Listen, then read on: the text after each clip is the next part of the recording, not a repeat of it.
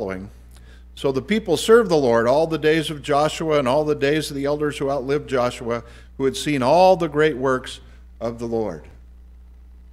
But a few verses later it says, when all that generation had been gathered to their fathers, another generation arose after them, who did not know the Lord, nor the work which he had done for Israel. To me, this is one of the most tragic verses in the Bible. A generation arose who did not know the Lord, nor the works that he had done for Israel. How can we prevent that from happening in our next generation? Well, Paul gave us a command. He said in 2 Timothy chapter 2, verse 2, he said, "And the things you have heard from me, commit these to faithful men who will be able to teach others also."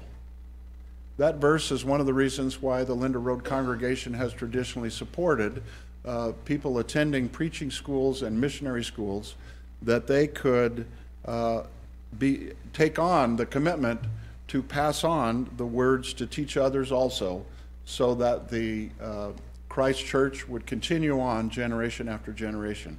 Well, tonight we have an opportunity to hear from a young man who is interested in fulfilling that role. Jordan Bertram, some of you have met him already. He's from Wenatchee, Washington. He has completed the training program at the Adventures in Missions School in Sunset in Lubbock, Texas. He is starting his kind of on-the-job training in mission work in Alaska, and is seeking some support so he can continue that. So, as always, we like you, the elders like you to meet men that we're considering supporting and get your feedback on that decision. So Jordan will tell you a little bit about his background and the work that he is embarking on in Alaska. Jordan, welcome.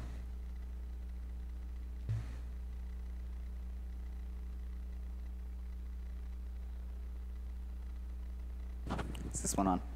Is that working? Okay, awesome. Good evening. How are y'all doing? Wow, I said y'all. Texas did rub off on me. So, I bring greetings from the churches in Alaska. They told me to let you know that you all are in their prayers and that they want to share the love of Christ with you. Also, I want to thank you for having me. It's a huge blessing to be here. So, as Larry said, I'm with the AIM program, and Alaska is my mission field. So, tonight I figured I would tell you a little bit about myself, what it is I do, and hopefully also leave you with a little something to meditate on. Transformation, which is Romans 12, 1 and 2. This has been really instrumental to me in my life and my walk with Christ. I'll just read it real quick. I appeal to you, therefore, brothers, by the mercies of God, to present your bodies as a living sacrifice, holy and acceptable to God, which is your spiritual worship. Do not be conformed to this world, but be transformed by the renewal of your mind, that by testing you may discern what is the will of God, what is good, what is acceptable, and what is perfect. And like I said, this has been very instrumental to me in my life and my walk with Christ so far. So we'll just keep that in mind as we kind of go along. So about me, I'm 22. I'm from Wenatchee, Washington, as Larry said. I'm the oldest of 7 kids. So, large family.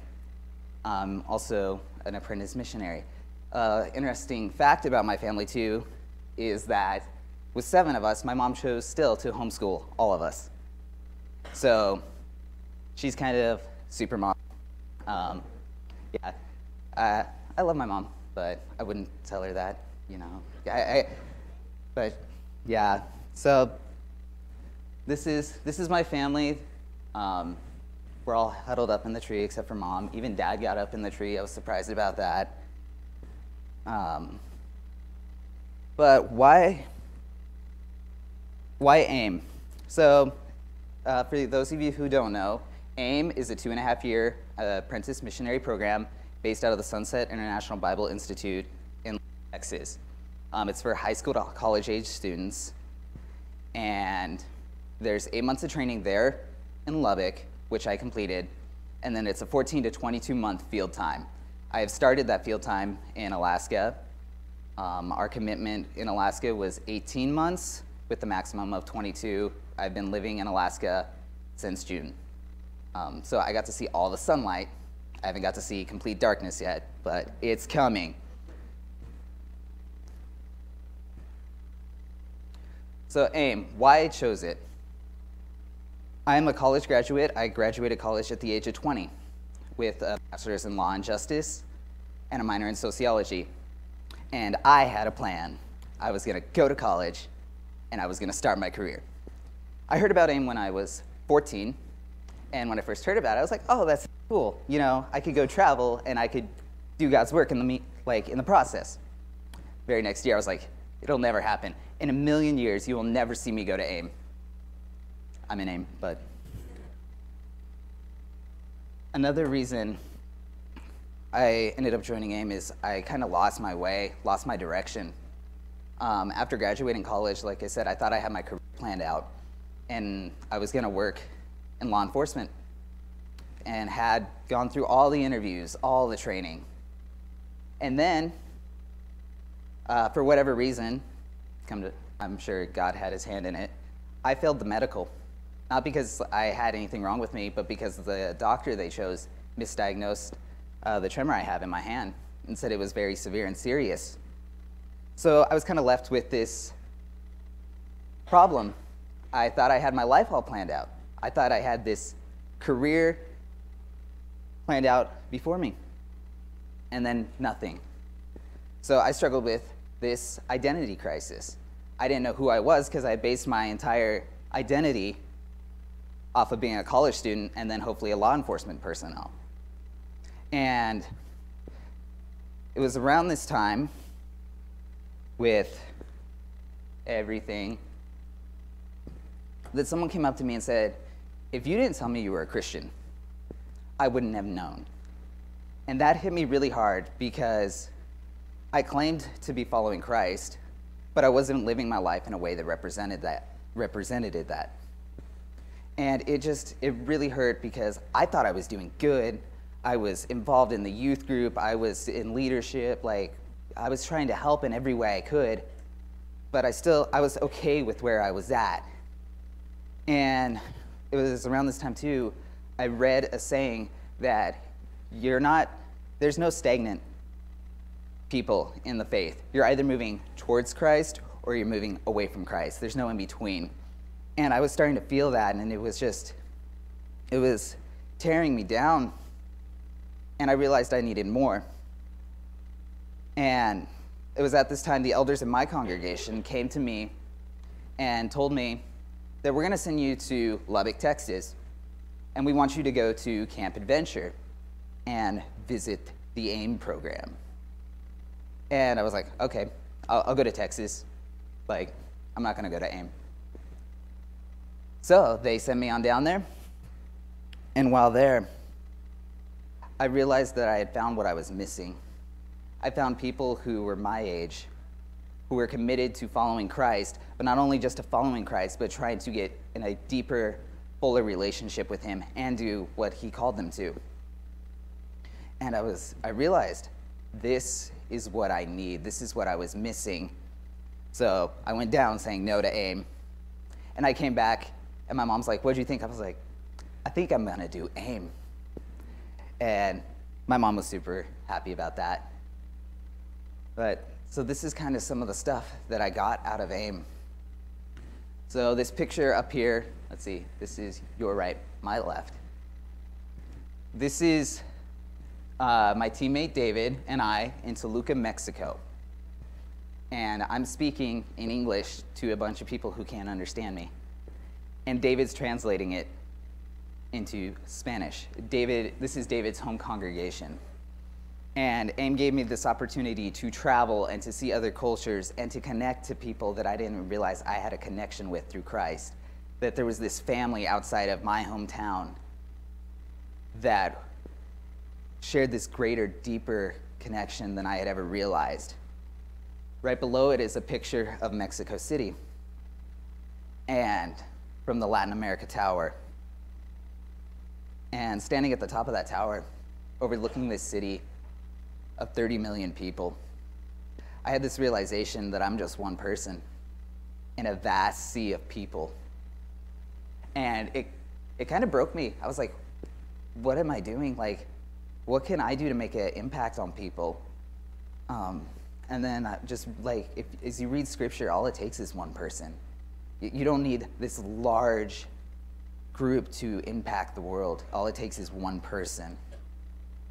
And then like the fellowship here, like just getting together and singing and worshiping together with people my age was really impactful for me, because back home I wasn't finding that as much. Everyone was kind of okay with where they're at. And then the picture up on the top there, that's in Gatlinburg, Tennessee, the Winterfest youth rally. And coming from a place where there's maybe 10 kids in a youth group, all of which are younger than me, see 11,000 kids together to worship God was huge for me, because I'd never seen anything like it. I was so overjoyed with this ability to connect to people. And because of that, like the more I read Romans, the more I realized that where I was conforming to the world. I was conforming to the patterns. And I didn't even realize it. But as I went through him, I started to realize I was transforming. Not by anything I was doing, but by what Christ was doing through me and in me. So, and then eventually it led to Alaska. And I love this picture here. This was from camp back in July. There's a lot of camps in Alaska during the summer. But this person here on the left, that is Mike Kakis. He's my coordinator. He's the one in charge, my boss, basically. And the kid on the right there, it was one of the kids in my cabin that I was counseling. And it was just awesome to see this new brother like come to Christ while we were there. So this is a flat tire in Alaska. This is the Alaskan flat tire. No. So the Wasilla and Matsu Valley is where I work. It's where I do most of my field. It's a population of roughly 45,000. If you look online, it says Wasilla's about 8,000. That's just in the city. Most places in Alaska are spread out over far distances. No matter where you go, you're going to be driving a while just to visit someone. It's a wilderness in the middle of the city. Never thought I would see a bear walk across a highway, like in a city, with Target on one side and Fred Meyer on the other, and the bear's just like, what's up? And so it's this wild place, but it's still like in a city, which was so like mind-boggling for me. Like I said, it's spread out. But the hard thing about Alaska is it's rough and it's troubled. Looking at statistics, Alaska has the highest amount of alcohol consumption per capita. I believe it's one of the highest in the state, or in the United States, for domestic violence. It is the highest amount of suicide in the United States. There's a lot of need in Alaska. There's a lot of brokenness. There's a lot of depression. And it's just kind of heartbreaking that meeting people, there's so many like homeless, there's so many people struggling with addictions, and there's just people coming from broken homes. And one of the reasons I'm really thankful I went there is I have the ability to show them Christ's love and this opportunity to better their lives. So these are some of the ministries we do here in Alaska. David and I, one of our primary things is encouragement and building up of the body. I like to refer to myself as a Barnabas. I'm an encourager. I visit a lot of different churches, and I get to work with them and work with individual members, with the eldership, with the preachers, the teachers, and just helping build them up and serving them the best that we can. So these are just some of the churches that we visited. Valley is where mostly where I'm located. That's the church there in Wasilla. Northern Lights Church of Christ is in Fairbanks. Springbrook Church of Christ is located in between Anchorage and Wasilla. It's about 20 minutes outside of both places. And then the Anchorage Church of Christ. We also do preaching and teaching either out in camps or at the individual churches or in small groups. I had the opportunity to start preaching once a month at this small congregation. And it was a real blessing for me because they don't have a steady leadership or preacher right now. So to be able to help them while they try and get back on their feet I just feel like is a huge opportunity for God for me to better grow and learn myself. We also work camps and mentorships. And I would have a lot more pictures, but we deal with a lot of foster care systems. And so can't really take too many pictures. This picture here is at the Vacation Bible School, which was a lot of fun. It was like right after we moved up. And this here is at Mike and Annie's place. They had a 4th of July for a lot of church members and just people in the valley to come hang out and have a barbecue and get together and socialize for the 4th of July. And then these two pictures here are out at camp. And we also do mentorship, like I said, with foster kids. But that's right now just once a month. But these kids some of the kids come from really tragic backgrounds. And just having the opportunity to be an encouragement and a light in these kids' life is amazing. So on the whole idea of identity there, and working in Wasilla, Alaska, as I told you, where I was and where I'm at are completely two different places. And I came to the realization that being a follower of Christ isn't a race. You can't just get from point A to point B and you're good. Like, it's this long process. And when I was little, I thought, to be a follower of Christ, I have to have it all together. And it always was hard for me because I'm like, I'm never going to be perfect. How can I get perfect to be with Christ? It's not about being perfect. It's just about being willing. And I've just since being in Alaska, just the opportunities that I've had to grow and to learn more about Christ and his love for people has been mind-blowing. But with that, it takes time, energy, and commitment. And if anything, like any project you take, is going to take time, energy, and commitment. But when you're in this transformation, as it describes in Romans, you're changing from one person to another. You're changing from yourself into the image of Christ. And the more I go and the more I learn and the more I realize is it's not always easy, but it's so fulfilling. And like I said, it's a transformation. I love the example of a butterfly, like a caterpillar changing, because it doesn't emerge the same after it transforms. It's something new, and it's something beautiful, and it's something amazing. And that's what Christ is doing in each of our lives. And just like, I can picture kids right now that I've been helping out with, and just, I never thought I would be in a place like this where I was reaching out to people and teaching people and connecting with stories. And old me wouldn't have done that. But the new me in Christ is just asking, what can I do? And where can I help? And I came to the realization that I don't need to be perfectly qualified. No one needs to be perfectly qualified, because that's not what God is about. He doesn't call the qualified people. He qualifies those he called. And so my whole mission in Alaska and just everything I do now is to be willing Like Isaiah 6:8, when Isaiah sees Christ in the temple, he says, "Here am I, send me, I'll go."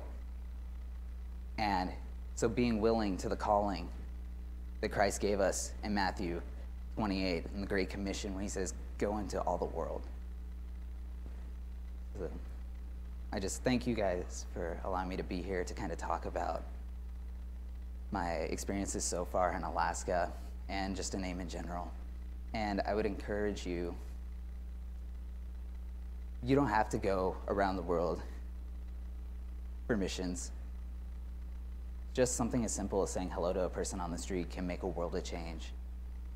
So I encourage you to be that light in the community, to be the one person that can make a difference in everyone's life. And I don't know what your needs are tonight. I don't know if there's anything you're struggling with. But we offer an invitation that if you're struggling with anything or you want to learn more, to come to the front while we stand and sing.